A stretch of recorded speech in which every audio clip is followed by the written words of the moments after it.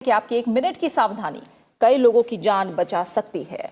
अगर आपके पास ऐसे वीडियो हैं जो लोगों को शिक्षित कर सकते हैं और कोविड-19 के बारे में जागरूकता फैला सकते हैं, ऐसे में इसका उपयोग करें।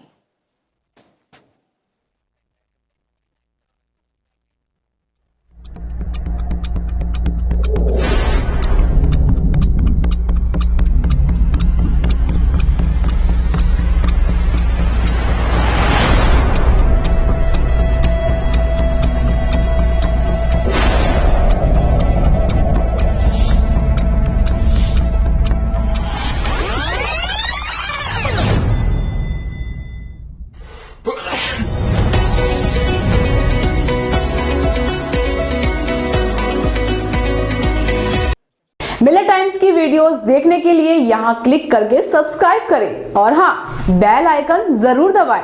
अगर फेसबुक पर देख रहे हैं तो पेज लाइक करें। ताजा तरीन खबरों और मज़ामीन के लिए विजिट करें हमारी वेबसाइट www.millertimes.com। हमारी ये वेबसाइट उर्दू, हिंदी, इंग्लिश तीनों लैंग्वेज में मौजूद है।